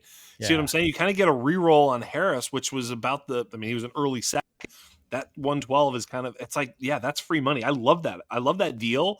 Yep. And I love what that deal does for you, especially if you are somewhat in need of a starting quarterback. Like if you have maybe 2 and you're like, gosh, if Malik Willis hits, because here's the thing, I don't know that there's something at the 112 that can totally change your team for 2026, but I do think that Malik Willis could. And at very worst, you kind of get this sort of insulated sort of like dice roll in Trey Harris, who was, what was he, the 206 last year, right? In there. He probably falls from there a little bit. He's probably worth, late second or something as a dice roll. Crowded offense, yada, yada. But who knows, right? He could absolutely be, take a step forward in year 2 as well. So you kind of have that as a little bit back. Let's see if I have another one. Malik Willis, straight up for the 204. Again, go ahead. Yeah, so 204 could be, or the 112. Like that could be Ty Simpson this year. Would you rather have Ty Simpson or Malik Willis? I'd much rather have Malik Willis. Yeah. Yeah, and I think, certainly, yeah, that's great. I love that. Let me see here. Wow, this is a crazy one. Omarion Hampton and Malik Willis for Travion Henderson, Cam Ward, and the 302. So basically, Travion and Cam Ward. This has put you to the test on how you feel about Cam Ward. That is Travion Henderson and Cam Ward and Omarion and Malik Willis. You get the 302 with the Cam Ward side just as a free throw-in. But which side do you prefer there? Hampton and Willis. Now that Mike McDaniel is going to be the OC for the Chargers, I'm pretty excited about that. Plus, they're gonna get their tackles back from injury. They're going to rebuild the middle of that offensive line. It's not going to be their offensive line was just such hot garbage juice down the stretch. But the difference between hot garbage juice and maybe the 2 best clearly the best tandem in the league. Slater and Alt, fantastic. By far the best 2 in the league, but maybe even close to the 2 best in the league. Like incredible downgrade and upgrade incoming, especially with the offensive coordinator. I couldn't agree more. Omarion definitely wins the offseason in that way. We could have said Omarion, although I think his price is so high, I don't think he necessarily qualifies as a buy. Although if you can make a deal like this, that sounds like a pretty good way to go right there, eh? Yeah. Yeah, but that one is at least interesting. That one will make you think.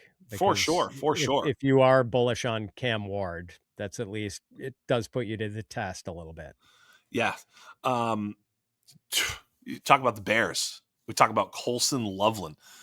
I tell you, man, this dude, we certainly all loved him coming out. Slow start, but some real huge spike weeks. And at the end of the day, was a real productive player, both in raw numbers and per play and per route metrics. Was really, really good. Oh, fantastic! Yeah, and we saw some vindication with the people who thought Loveland was a better tight end prospect than Ty Warren. Yep. And I know Warren had the much better numbers in his final year at Penn State than Loveland did at Michigan. Different circumstances for sure. I mean, the Nittany Lions really featured Warren, whereas Loveland was in this run-heavy offense. So, Yeah, he was great, man. There was a redraft championship game that I was playing in where I was up like 1.4 and I'm going against Colston Loveland. And it's that night game against the 49ers. And the Bears are driving and they finish the game like I think they went 4 and out at the end. Yeah, like one last ditch effort for Caleb Williams near the goal line. The pass falls incomplete. I was terrified, man. I Yeah. was convinced Loveland was going to score a touchdown to beat me in that. Like he just feels dangerous now. Yes. And we saw that against in the playoffs down the stretch. And man, even going back, like I think it was sometime in early October. From early October on, he caught at least 3 passes in every game the rest of the season, and absolute monster down the stretch. And it just seems like, Scott, there is a real renaissance at the tight end position. And I have talked myself into the tight end position being deep before, Yes. uh, only to have it be a mirage. That's happened to me like 10 years running, but now I feel like it's for real Yes. because like Warren is really good. Loveland is great. Fannin is somewhere between really good and great. Um, Plus, we've got the young talent who had come into the league in the last 3 years before that with guys like McBride, Bowers, Laporta, um, Kincaid, who maybe there's still a chance he could get there. Oh, and Gadsden this year, another rookie who now we can get excited about with a better OC and a patched up offensive line. Yeah. I'm about to share a couple things. Number one, you may not have caught JJ Zacharyson did a pod about maybe a week or so ago. I don't remember exactly what it was about. You know, wide receivers, you know, and their value going forward and some of the targets. And he really sort of showed through data that a lot of the wide receiver targets that are going to wide receiver 2s and 3s are now going to tight ends, and how that actually the tight end target share went up this past year to a point where it was like actually did create some depth at the tight end position, to your point, where we sort of kept telling ourselves the story that tight ends deep and then it wasn't, tight ends deep and then it wasn't. And then this past year, target share for tight ends league wide went up. It's a good little pod. Go check it out. You know, it's short form, and it was a really good pod. It was the whatever the one is about the wide receivers. So y'all go check it out. Pat, go check it out if you didn't. But that spells, to your point about this sort of the position being a little bit deeper. Do you have something to say about that? I was going to mention one other Um, thing.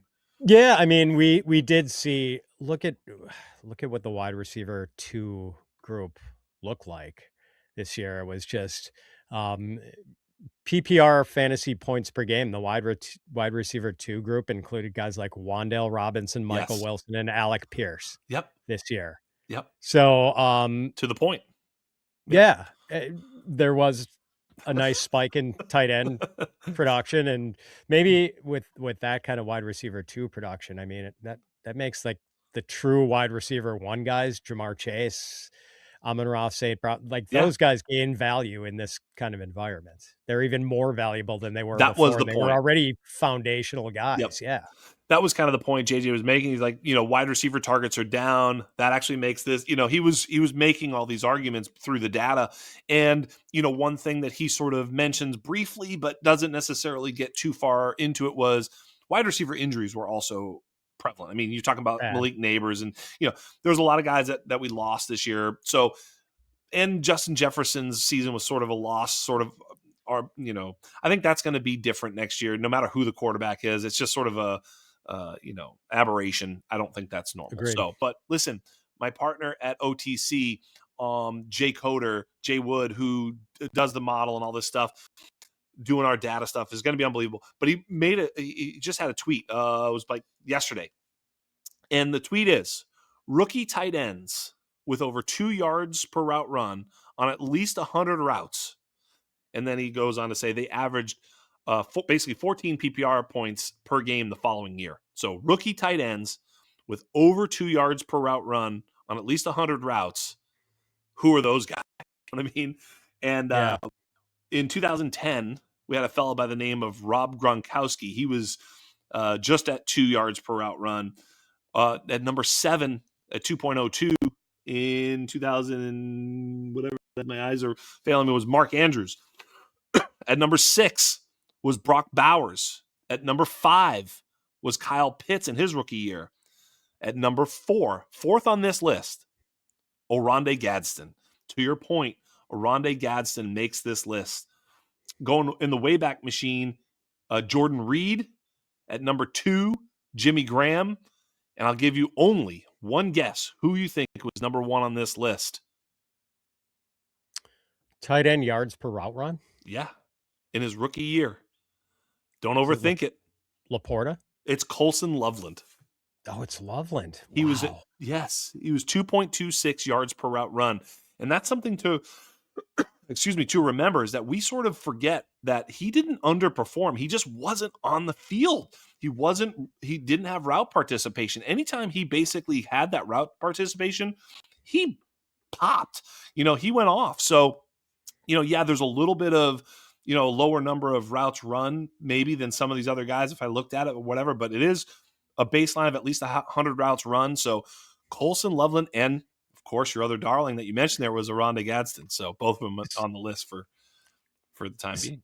So yards per route run is a pretty good stat for tight ends, right? So if you could trade a tight end who had 1 point career average and in 2025 was at 1.78 yards per route run, if you could trade that guy for Justin Jefferson, you do it in a heartbeat, right? I think I'm going to be trapped by this one, but of course, yes. Yeah, Trey McBride. Oh, stop it. Oh, my God, that one hurts. Trey McBride, Trey McBride, he 1.78 I knew you were going to do it. I knew yards per route run for his career. Yeah. And I think his yards per target is like 7.5 for his career and was actually lower this year. It was 7.3. Mark Andrews is at 8.5 yards per target for his career and 1.98 yards per route run, 0.2 of a yard better per route run than Trey McBride. Like, there has never been a better time to, and I can't believe that on Keep Trade Cut, like right now, Trey McBride's non-tight end premium value is greater than that of CeeDee Lamb, Amon-Ra St. Brown, and Justin Jefferson. Yeah, I have a hard time with that. Yeah. I would smash accept any Trey McBride. You want to give me any of those 3 guys for Trey McBride in a heartbeat? Yeah, I mean, and I'd probably throw in a 2nd-round rookie pick for you. That is kind of crazy, as Trey McBride ran 695 routes this year. That is incredible. That is incredible. Also, the Cardinals threw at the highest rate in the league this year. They were like 65.8% of their offensive snaps were pass plays. That's like the next highest was the Bengals, and they were like 2% lower than that. I was wondering if you were doing something to me about the Trey McBride situation there, and I kind of felt it coming. I knew you were doing it to me, but I actually wouldn't have guessed that he was 1.78 for his career. He certainly is. He was 1.78 this past year because of the insane volume that they passed with, again, as you point out. But, years 2 and 3, so 23 and 24, he was over 2. He was 2.03, 2.14. His rookie season, he actually did run 317 routes and didn't do anything because he was cut by Zach Ertz. Sure. Yep, exactly. Yeah. But I'm not trying to say I'm not saying Trey McBride is a bum. No, you're not. You're not. But his value will never be higher than it is right now. Yeah, this is the time to sell. And the trade calculators and dynasty rankings that have him ahead of Brock Bowers, I don't even know what to say. There you go. Bowers is just so much better athletically and just so much better. Like, I can't believe people think Trey McBride is more valuable in Dynasty. I just have no words. Well, I mean, he is pretty dope. He's really good. He's really good.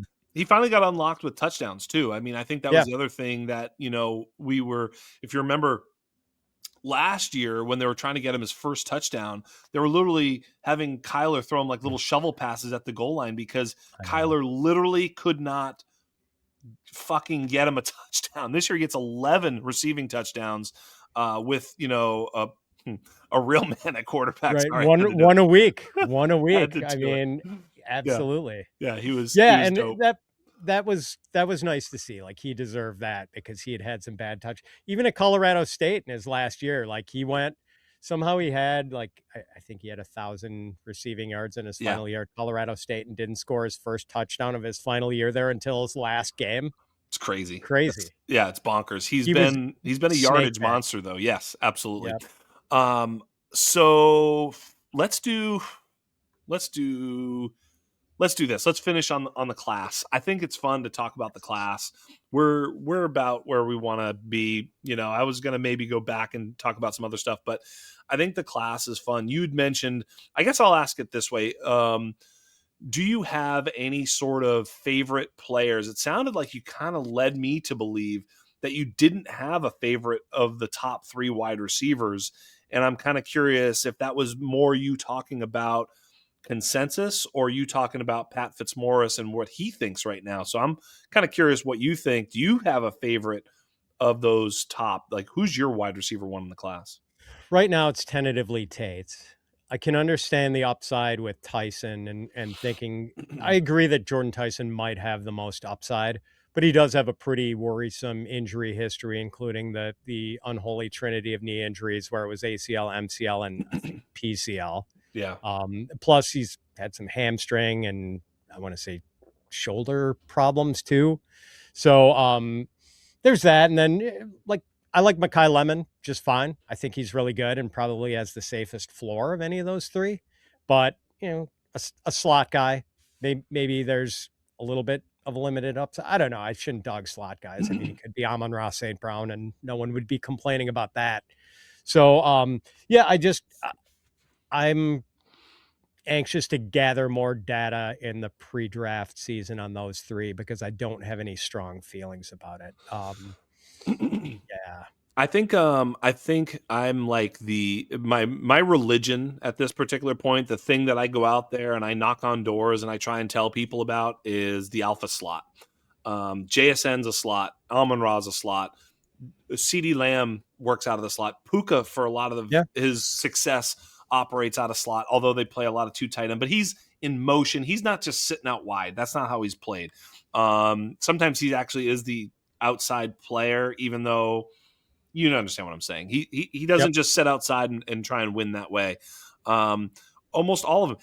Jamar Chase's best year came when they moved him into the slot in three wide receiver sets. He played almost every snap more inside in three wide sets that year. What was that, 2 years ago when he went bonkers? Cooper Kupp's triple crown season was as a slot receiver. The alpha slot to me is more valuable than these outside guys. I have to talk myself into liking the outside guys more so. The Marvin Harrisons, the Brian Thomases, the Keon Coleman's, all these guys that seem to fail are all the guys that say that they play outside, that they're these, ex receivers. So for me, the slander that the slot receiver gets and that Mekhi Lemon is getting is actually counterintuitive to my thought process that is actually leading me towards Mekhi Lemon. On top of all of that, Mekhi Lemon also is the number one receiver in the class in career yards per route run. I don't know what our model is going to say, but I have a funny feeling it's going to love Mekhi Lemon. We'll see when we get there. I also just sort of see a fucking dog out there. Like Yep. anytime you turn him on, it's like, wow, that guy's really fucking good, you know? Yeah. So he's got that thing going for him. It sounds like he's going to be drafted in the top 20, 15, 20 picks of the NFL draft. I don't know what there's not to like with Mekhi Lemon. I think he steps on the field and is instantaneously, a difference maker in the slot. A la JSN, a la Amon-Ra St. Brown. Yes, these are the types of guys. I think he's every bit the prospect that those guys were, I think. At least what Amon-Ra was as a prospect. Maybe not quite what JSN was as a prospect, but we're close. Having Yeah. said all of that, what's not to like? Mekhi Lemon, wide receiver one for me today. Not Yeah. sure what happens. I'm not going to try to talk you off that. And I might wind up moving Lemon up from where I tentatively have him at wide receiver 3 right now. But again, I am very loosely holding my opinions on those top 3 Same, guys. same. And, and I might have been a little flippant with the slot receiver comment because like a lot of my favorite receivers in this class are slot guys. I Yeah, like Lemon. I like Casey Concepcion yeah. a lot. I love Omar Cooper, who, Me too. I'm not saying he's better than those other guys, but like that guy is just a dog, man. Same. Yeah, I agree. And, um, yeah, he's one of my favorite guys in this class. So Yeah, and I I mean, like a lot of the slot guys. you're saying it, man. I mean, Wan'Dale Robinson was what you just said, a top 15 wide receiver in the NFL at points per game. What game do we play? Right, most of the time we play PPR. If not, we're Yep. still playing fantasy.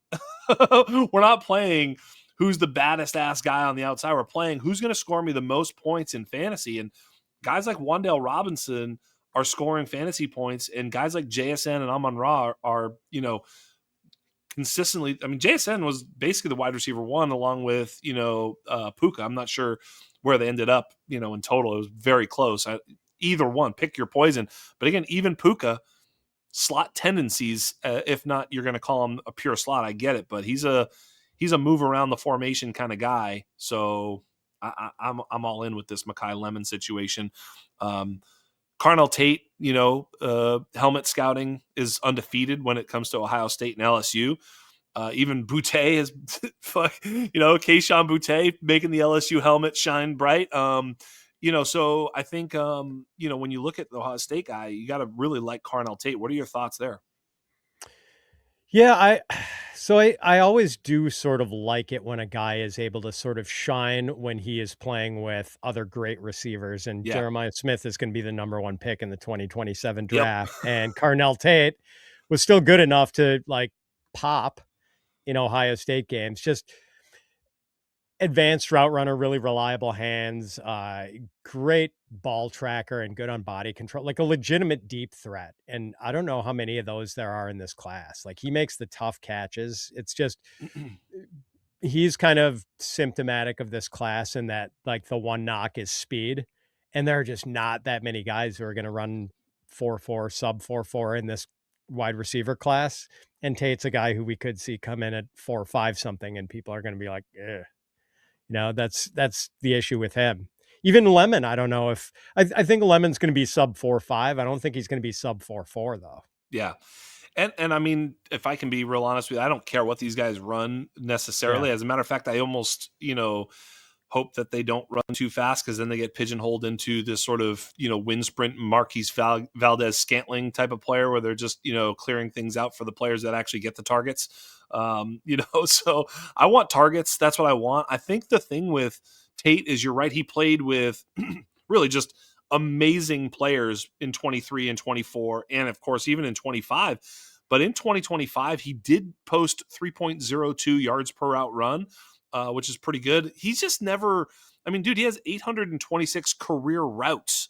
Like I just told you, McBride ran 700 routes in one season. So, he hasn't played a ton. So his sort of raw stats make him look a little less than. I mean, his career high is 875 receiving yards. That was this past year. So, yeah, you kind of look at it and say, wait a minute, this is that guy, but his underlying metrics are good. He had actually his quarterback rating when targeted this year was 151.8. Like, Yeah. that's And that crazy. and I can never hold the routes run against a guy who has Right. to come through that system where, Ibuka was there, Marvin Harrison Jr. was there. Jeremiah Smith, At right? Ohio State, you just have to like wait your turn and shine when you get a chance. Bingo. And so that's why we look at a little bit of per route run stuff and a little bit of that stuff. And look, I think he'll be a guy I really want to dive deep in, and I'll look at the targets per route run. And I think when you look at all that and put it up against the fact that he had the highest level of competition in his own wide receiver group, I think that's going to be a positive for him. I think that 151.8 quarterback rating when targeted, pretty incredible, because his ADOT was 14.5. So to your point, he's going down the field. Everything is really good. I mean, his catch percentage, 77%, catch percentage on a 14.5 ADOT. That's really, really good, man. So he's Yeah. doing something out there. I think he had 14 contested targets. He caught 12 of them. For his career, he's almost 70% contested catch conversion rate. Just incredible. So, everything that you point to with Carnell Tate, by the numbers, say he's good. And when the film says he's good too, and you kind of look at the numbers and it matches up, it's like, well, this might be a good player. Yeah. He's I do think he's kind of the real deal. And I've been listening to like some mock draft real first round mock draft shows. I know like I think Todd McShay thinks he's gonna go top 10. Yeah. But I think he also thinks Jordan Tyson is probably going top 10 too.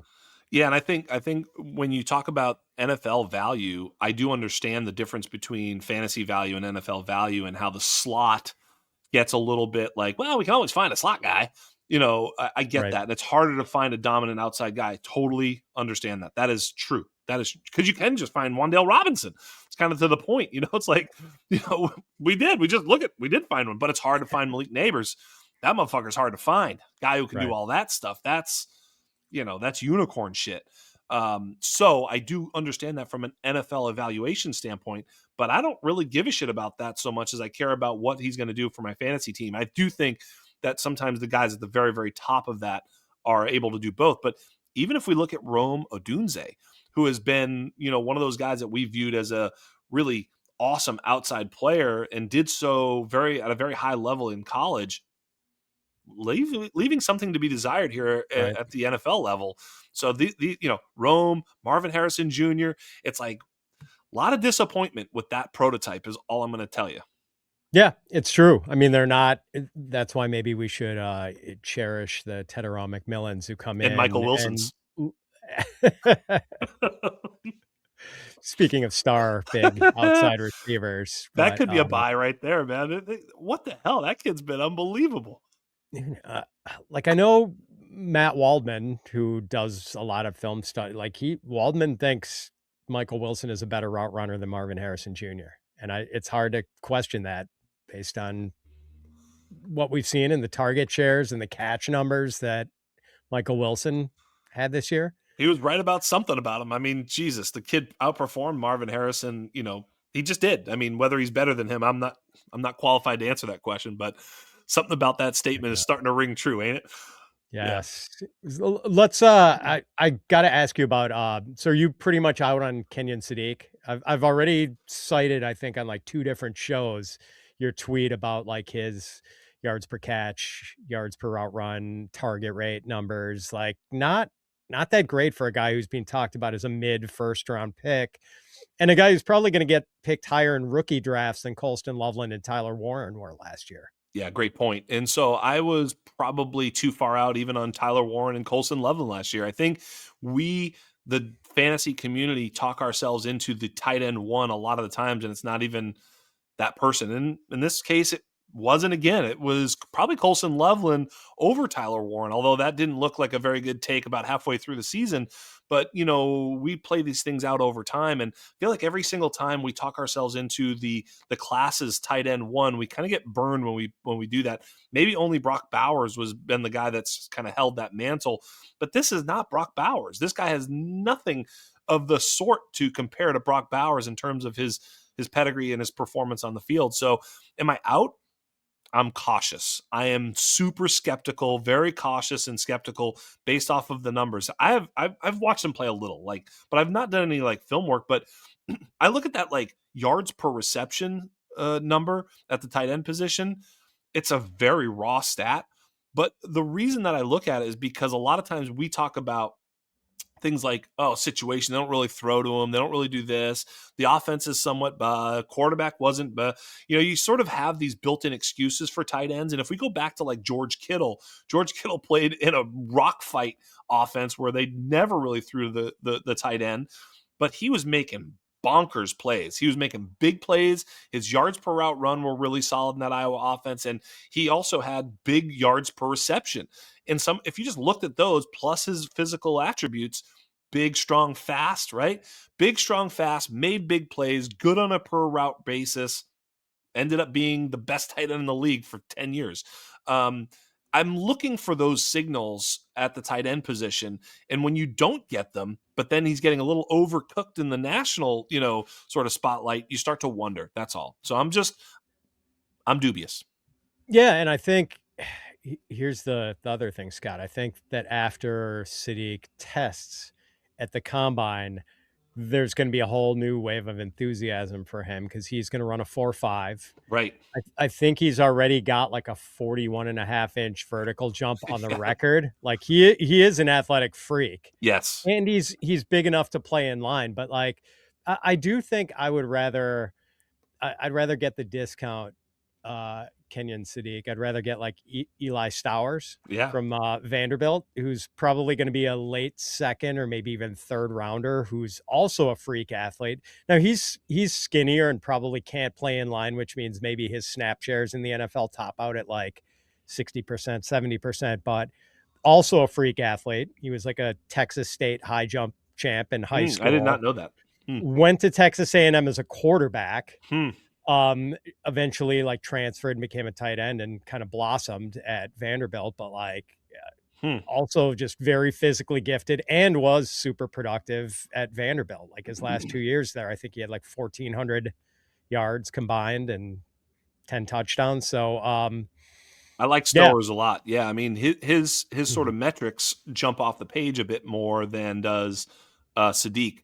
Look, Sadiq looks like a big Ken Walker. Like he's got legs and hips and muscles where I didn't know they had them. I mean, he is a very like well put together athlete, and so that I see the upside, right? I mean, it's clear. You just watch him, you're like, dude, what the hell is this? This is a freak. Well, then why? Then I have to ask the question: why didn't he perform better? That's the. He had the Right. best quarterback, top. Dante Moore. Like, why not? I mean, you gotta at some point can't just make excuses for every player. You got to just look at it and say maybe this is a problem. Right. And it's not like, so there was a guy, the Ohio State tight end last year, Max Clare, a guy Yeah. who transferred from Purdue and had been really productive at Purdue, had like, if not 700 yards, close to it in his last season at Purdue, transfers to Ohio State, doesn't put up good numbers. Well, I mean, he was playing with Jeremiah Smith and Carnell Tate. Right. So there was a plausible reason why he didn't do much statistically. But it's not like Sadiq had to share the field with Jeremiah Smith and Carnell Tate. And yet he had one of the best quarterbacks in the country throwing to him. His numbers probably should have been better. It does feel like there was something left on the table there. Yeah, and that's why sometimes I'll look at like with a guy like Claire, I'll be like, okay, well, let's look at some yards per reception. Maybe we can excuse away the fact that he was out targeted by these unbelievable players, but there should have been some open space for him Yeah. when he did finally get the ball. Yes. Let's look at missed tackles forced per rush. Let's look at yards after the catch.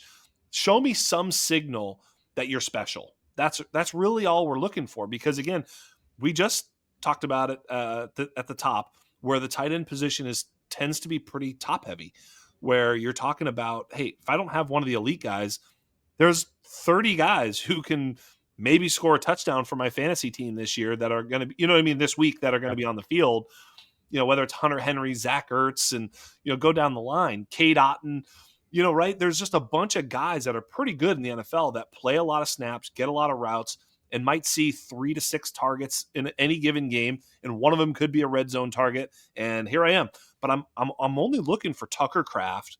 I'm looking for Colson Loveland. I'm looking for Trey McBride, Brock Bowers. I'm looking for these high-end guys that can really just change the game and either see 5 to 10 targets every single game or be ripping big plays like George Kittle. When George Kittle, I mean, shit, he was like the tight end too, and he didn't even see 100 targets, like, because every time he touches the ball, he's just killing fools, right? Yeah.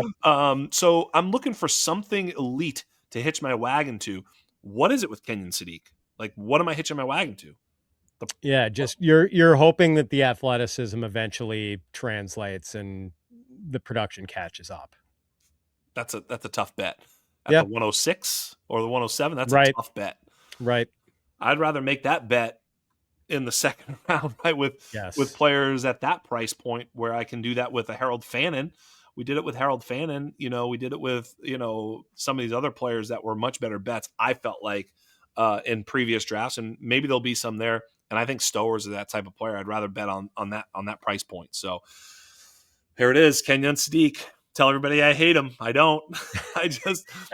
Right? Yeah, idiot. I mean, it is. It's funny because you get on Twitter and people are like, "You're a moron. Sadiq's a stud," and it's like we just say that.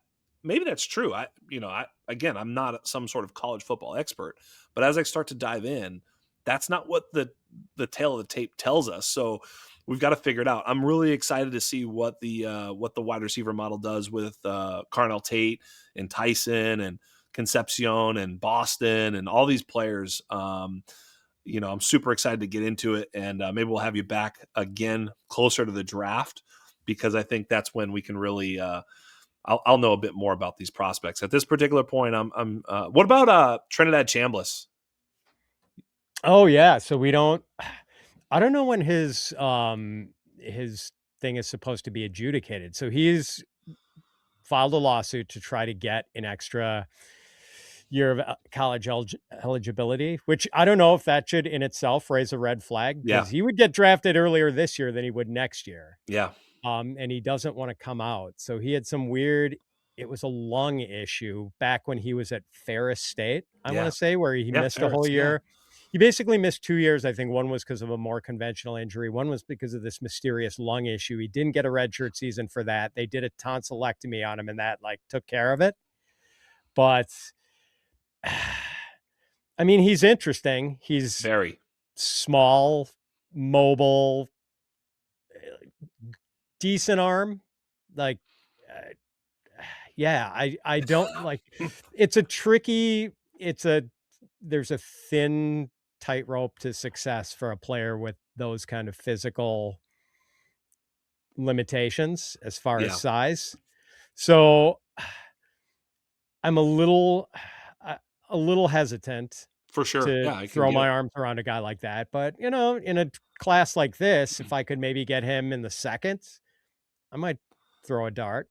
Yeah, I think he's tantalizing, right? Because you watch him play, you're like, no, he's fucking awesome, right? Like when you just watch the game, you're like, no, Right. that guy's awesome. Like he's carrying his team in a way that we don't often see. And he is skilled. He is athletic. He is able to sort of scramble. Like he's able to do a lot of things. And you're like, and then he's very efficient and very prolific. So I don't know. And he's doing it at the very highest level. He did it almost, got himself to a national championship playing the way he played. So you got to give him some credit. I mean, he could be Doug Flutie. He could be Doug Flutie, and Doug Flutie was actually like a functional NFL quarterback for a while, if not a star. But I mean, his physical limitations are not so great as to be like Diego Pavia, who's got no there you chance go. to be That's right. drafted. I was going to say that's So, closer to Flutie is Pavia, because he's small. I mean, Flutie was really like 5'8", 5'9". I mean, yeah, they listed him at like 5'10", but right. Flutie was the funnest player I had ever watched to that point. Oh, I had number 2 jerseys.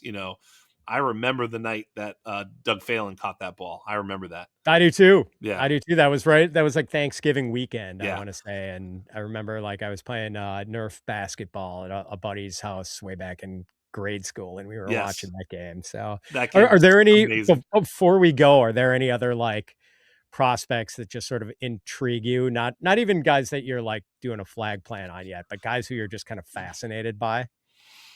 Honestly, it gets so every year I try to get excited. I would say the Indiana wide receivers, because the whole I'll say this, the Indiana team reminds me a little bit of past teams like it.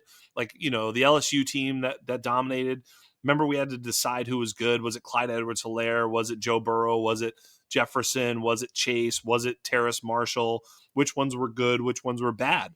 Right? And you looked at that team and you said, if people are so stupid, because they'll go back and be like, oh, everybody knew Terrace Marshall's no, nobody knew that. Right. He was like an early second round pick in that draft. And Justin Jefferson was a late first round pick. He went in and around Jalen Reagor, so it's like, we didn't quite know. And that was before we had the wide receiver model. Otherwise we would have been all in on Justin Jefferson.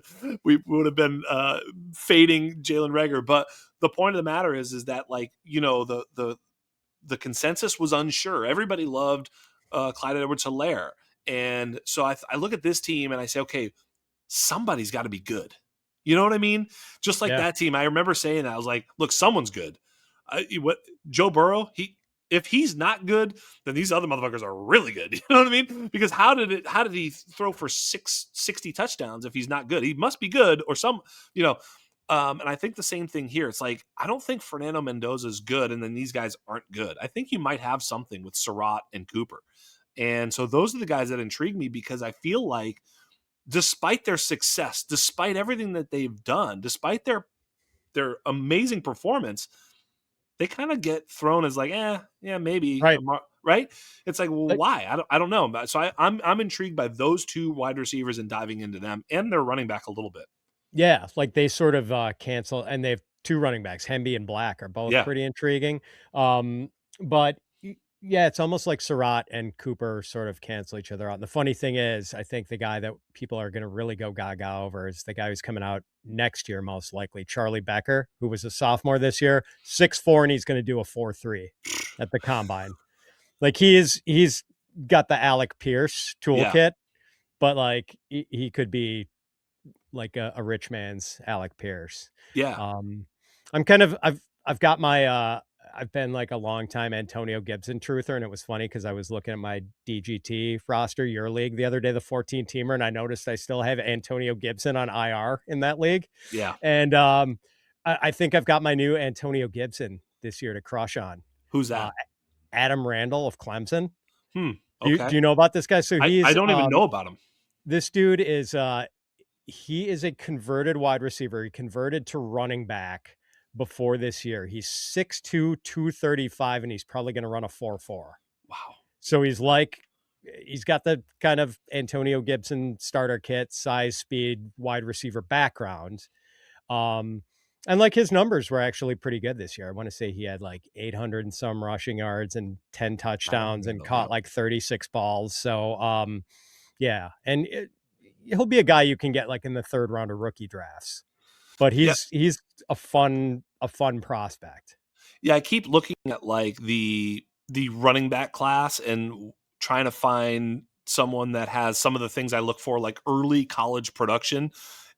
And there's not much early college Right. production from some of these guys. You know, some of these, I mean, obviously Jeremiah Love does, but and actually Nick Singleton does, but he's been super scary. But yeah, Yeah, it was all early production. Well, yes, he was every odd year. Like his freshman and junior years were great, and his sophomore years and senior years were terrible. exactly. Yes, he was every other year. Exactly right. But yeah, so I think the running back position, like there's just guys that are even further down, like this kid Robert Henry Jr. out of UTSA. Hmm. Like there's just always running back, so I'm always kind of curious to see what happens with the class. Um, yeah, the running backs are we talk about this all the time too, and I know you know this, Pat. It's like running back is less of a skill position and more of an opportunity position.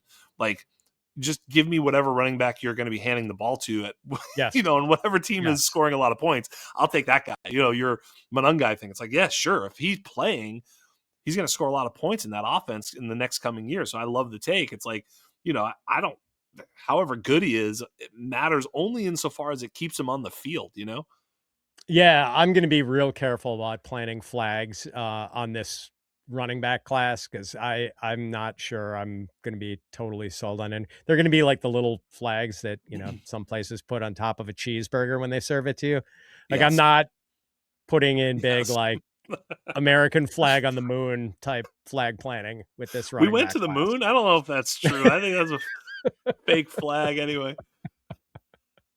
By the way, too, despite the fact that it feels like society is losing a little bit of love, we also lost one of our true, heroes in Bobby Weir recently too. So I thought I'd mention that. If we could all just live a little bit more like Bobby, maybe the world would be a better place. A little bit more love and peace, eh? Yeah, man. I've been in a big Grateful Dead phase ever since Bob Weir left. So Yeah, yeah, that one was a tough loss. yeah. My son is 9 years old. We go to the Sphere this past year, and we caught him before, of course, he passed. We saw him in April. We actually saw him on 420. So, I'm raising the kid right. You know what I mean? So anyway, he's into it. And the night Bobby passed, the next morning we woke up and I had to tell my son that Bob Weir passed, and he immediately starts crying, because he fucking loved that guy. And so me and my son were crying on the couch. Of course, I'm crying because when your son cries, that's pretty fucking sad. And of course, Bobby is someone who touched a lot of people. So, it's kind of cool. But yeah, God bless you. Go love your neighbor. Something that's very unpopular these days that I think we could all stand to have a little bit more of. So speaking of love, I love my man, Pat Fitzmaurice of Fantasy Pros. And thank you so much for coming on the program. Tell everybody where you're at. I know you're like the busiest man in Hollywood. So what should people be looking out for? Yeah, not for the next couple of days, Scott, because Fantasy Pros, we do a little company trip because everyone's remote. It's an entirely remote company, so they get us together once a year, someplace theoretically warm. I guess New Orleans is not going to be that warm this week, but hey, it's going to be warmer than Chicago, so I'll take it. So I've got nothing coming out the next couple of weeks. No, we just did a 3-round rookie dynasty mock draft on the Dynasty Fantasy Pros Dynasty podcast, so people can look for that. They can find me on Twitter at Fitz_FF and just check out fantasypros.com. We're cranking out the content. And if you're into the prospect stuff, I mean, my buddy Derek Brown has a big Senior Bowl preview article out that's like 4,000 words or something. So if you want to get a little taste of the guys who are going to be at the Senior Bowl this year, can check that out. And Scott, thank you so much for having me on, and best of luck with On the Clock. Can't wait to see what you guys are going to be doing. Thank you so much, brother. I appreciate you so much. And on behalf of everybody here at The Undrafted, on behalf of everybody here at OTC Fantasy, and on behalf of my still greatest podcast producer to ever walk the land, Mr. Michael P. Duncan, you have been joined by the great Pat Fitzmaurice. I am Jax Falcone, and we are out.